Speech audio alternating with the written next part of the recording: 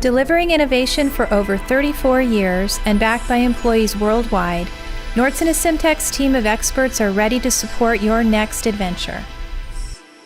Welcome to JUKI booth here at IPC APEX. Delighted to be joined by Bill Astle. Good to see you again, Bill. Good to see you, Trevor. Pleasure. So you got a massive booth here this year because essentially I think JUKI's really become a solutions company rather than just a pick and place company because you've got so many different partners and different technologies around the booth. Let's actually start with your homegrown technology, your pick and place platform and your RS1. Tell us a bit about that. Okay. Yeah, the RS1, Trevor, is our newest platform. It's our latest generation in both feeder technology and centering and placement technology. It has a very unique feature in that it does not need to change any heads to accommodate any part in the spectrum of SMT. So it has a unique ability to adapt to the height of the component. So if we're doing small chips at high speed, the laser align unit is very close to the board, as close as 1 millimeter. Right. For the SOICs, as we get taller components, the laser align raises up, okay? And we can still laser center those and place them at high speed, high accuracy, all the way up to 25 millimeter high components. Right. So essentially, gang pick, is it? It is a gang pick, that's correct, that's correct. We do have uplook vision as well if we need to do ball recognition, QFP recognition, orientation recognition, for example. But typically we can center most components in flight with the laser centering. Okay. We've also introduced these new feeders. The electronic feeders coming to the market are, of course, intelligent feeders. They know how many parts are on them, what the part number is. You can plug them into any slot. But additionally, we've now introduced the 4 millimeter feeder that's needed for these small parts, the 01005s and below, the new gotchas, if you will. Right. Have you got any customers actually placing 01005s yet? We do on the 01005s for sure, but the next generation down, we have customers that just bought the RS1 for that, equipped with 20 of these 4 millimeter feeders specifically for the new smaller generation packages. Yeah, and we also have now an auto load feeder. It's still in development, but it's a prototype that we have in the booth, and it will auto load not only cut tape but also full reels and auto load the second reel automatically. So we're excited about that. Okay, when you say auto load, I mean you've obviously got your tower system where you're bringing component reels or in fact full kits from the tower to the kitting station, but then using an AGR. But then, are you talking about, when you're talking about auto-loading feeders, are you talking about coming from the kitting station to the feeder? I'm talking about the actual loading of the tape into the feeder. Traditionally, you had to open up some mechanisms, pull back the cover tape, put that onto the cover tape reel and that. So basically, stick the tape in, the motor advances, and automatically peel the cover tape. It's an auto-splicing system.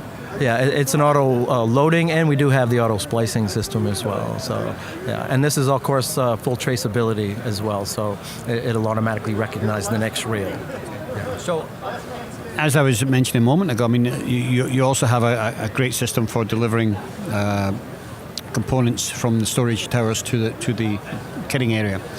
The storage tower has changed quite a bit to accommodate some of the automation features. Can you tell us a bit about that? Yeah, absolutely. We are connected, if you will, to factories' ERP systems and also to the pick-and-place machines. Any brand pick-and-place machine we can accommodate through software customization.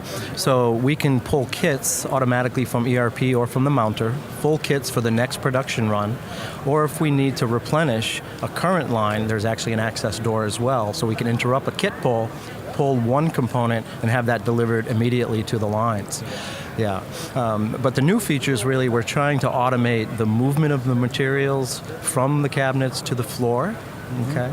And that's a big piece of it. So we have here at the show, under development again, an extended elevator module. What that will do is we'll make these stacks of our trays on top of an AGV.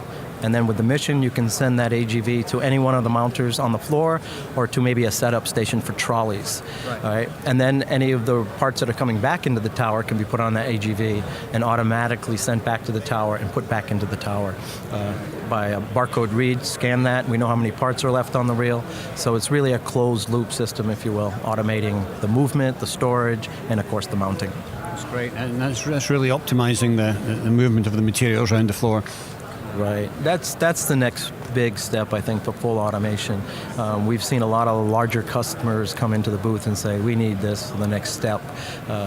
Humans still make mistakes, and they often stop and gossip or talk, and at the Coffee at 6 fountain, o'clock. coffee, so forth. The AGVs don't take breaks except for a recharge, right? So really our motto is keep the green light on, right? The green light means the machine's making money for the customer and it's picking and placing parts. If you run out of parts and you can't find the part, well, the whole line is down essentially. So it's really critical to get those components to the lines, the right spot, right place, right when you need them. Reducing machine downtime is really what you're after. Absolutely. It doesn't matter how fast your line is. If you can't replenish the line or pull kits fast and change over fast, then you could have a million parts per hour machine, but literally if it's running 10%, right, it doesn't matter. You've also got a few other new machines on the booth. One I noticed was a Triton up in the corner there. Is that a new printer? Yeah, that's our new star printer that we just won an award with yesterday, and actually we won at Productronica as well. Thank you very much. We're very excited about this printer, and it's one of the world's most accurate printer at 18 micron, and also it has this new unique feature that's called Stencil Walk. And the Stencil Lock really aids in not only clamping the stencil outer frame, but it really clamps the stencil locally right onto the circuit board by having vacuum pull down on the rails. Okay? Right. So right next to the print area, we are holding that stencil flat to the board, and it can't move as the squeegee comes across. As stencils get older. Giving you what? Higher accuracy printing? Accuracy, repeatability, and the ability to go down to the miniaturization on the new cell phones, for example. These small pads on these new generation components, if you're off just a half a mil, you're almost completely off the pad. Yep. So if you have any stretch in that stencil over time, the outer perimeter of that stencil will move with just a stencil lock, in the frame. But if you pull down in the center of the stencil with vacuum right next to the circuit board, you're holding it so steady that it won't move, and you get repeatability over and over on miniaturization. So not only does it help on the small components, but overall your whole print process becomes better. That machine also has some standard features that are really options on most others, such as the under stencil vacuum, dry, wet, that is standard. The ability to adjust different size stencils, that's also standard. Stencil inspection for aperture, clogged apertures using the camera is also standard. One of the most exciting things on this printer is the tie-in with Industry 4.0. This printer now has the ability to self-monitor the paste roll, which is very critical. And we do that with a laser displacement sensor that measures the paste roll. And if it gets too small, it will automatically dispense in an even line all the way across where the squeegee is. Really? So most of the time you'll see operators opening the hood, reaching in there and scooping and putting more paste, blobs, not really a line across. So it's more consistent doing it automated. Additionally, the system now has a patented stencil or squeegee that will bring in the paste into the middle like a plow constantly, which is a nice feature because if you have dried out paste on the edges and those operators scoop it up and put it back in the middle, well, dried out paste creates shorts. Yeah, absolutely. So how does it dispense the even paste across there? Does it use are you using a sort of a cassette-driven system? It can use the jars, the standard jars that you get actually into your facility. So we screw that in, and it's pneumatic, and the dispenser is horizontally normally, and then comes down vertically, and will dispense a line. So we can do the tubes or the standard jars, which is very convenient for the customers because the tubes are pretty expensive, and it's a lot of paste in one of those. So we have a flexible system in that means. Okay, that's a nice system. So, moving around the booth, what else have we got? We've got, I see you've got your iCube selective soldering systems. Yes, as usual, our fine partners from Intertech has put a new feature on here. They've innovated removing the oxidation of the nozzle with an automatic nozzle cleaner. And we have that here. We've been demonstrating it. And essentially, it's almost like a car wash where you see the rotary brushes. Well, it goes around the nozzle, and it removes the oxidation using organic acid flux, just like you would do in a manual process. Right. So but it's not a brush system. It's using an organic flux to It's using organic fluff pumped into a brush, a rotary brush. It is a brush. Then the rotary brush is on an XY system, so it goes around the nozzle and cleans all the oxidation around the outside of that nozzle. So instead of having to interrupt production, have a manual process, an operator coming in, which is, sometimes not repeatable, it's very repeatable now and automated. And it's always a big problem with the nozzle clogging in the selective soldering systems. Yes, correct. Yeah. If you get a lot of oxidation on the outside of the nozzle, you don't get that correct flow, so it can cause defects. But the selective soldering, we are continuing to replace wave soldering, right? And it's amazing how much less flux you use, and it's a much cleaner process. So we're excited about that. And of course, that is tied in with our JM20 odd form machine, which is really one of the leading odd form machines. We also use laser align and align on the pins. So it's a great package to buy a JM20 odd form machine and an inline iCube from us to automate the through-hole parts. Through-hole parts, okay. The odd parts. The odd parts, yeah, absolutely. Yeah, or pair it up with an RS1 to sort of get even bigger flexibility. Yeah, automate the complete process. I mean, unfortunately, through-hole is still around these days. I mean, we see full surface mount in our cell phones, for example, but some of the larger high-powered servers and such, and some of the heavier parts have to be through-hole. Yeah, absolutely. The electrolytic capacitors just aren't going away. Transformers. Transformers, connectors are more robust and through-hole, etc. Yeah. So, I think we had a reasonable tour of the booth. What have we missed? Well, what have we missed? That's a good question. We have in the middle some new software suites. We've launched our JNets, which is JUKI Advanced Network Systems. It's our next evolution in our shop floor information systems. It's really the software we use to connect all the machines together, optimize the programs, do clustering, and talk to all the machines.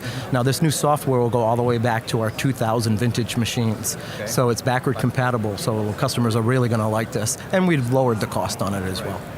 So I noticed you haven't at this point signed up to either, I don't know if you're into Hermes or CFX. Is there a reason behind that? What's your philosophy? We are signing up to CFX. We're going to be sent the information. We were just so busy before the show we didn't get it done. But certainly I know this looks like it's going to be a worldwide standard, but I know in Japan, Fuji's working on their own standard, Germany's working on their own standard, so how many standards can you conform to? But certainly I see CFX here at the show. The app is beautiful. All the machines that have signed up to it, you can see the SPC statistics. Yeah. So we have some 23 different flavors of machines. It's not like we have one to do that conversion with, so it's a bit of work for us. But we are going to sign up to it for sure and go forward on that front. I think that's important. I think that you really have to try work with all of the different software options that are out there. And of course the Japanese one that you alluded to, the JARA system still hasn't, we don't know what it is yet. Whether it's going to be a Hermes copycat or whether it's going to be something different. Not sure, yeah, exactly. But I'm really happy to see this standard with CFX. It seems like a lot of people have signed up to it. And what's nice is that the API is free. Right, so it's. I've heard that most of the companies took, average 5 to 6 days to make it communicate with their machines. Yeah. But again, that's one machine. If you do that times 23 machines, I didn't have 100 days before the show to get this ready. So, but we will sign up to it. Yeah. Great. Okay. Well, it's great to see you moving forward, and as I said, creating solutions all over the place. Bill, I want to thank you for joining us today. Great. Thank you very much, Trevor. Always a pleasure.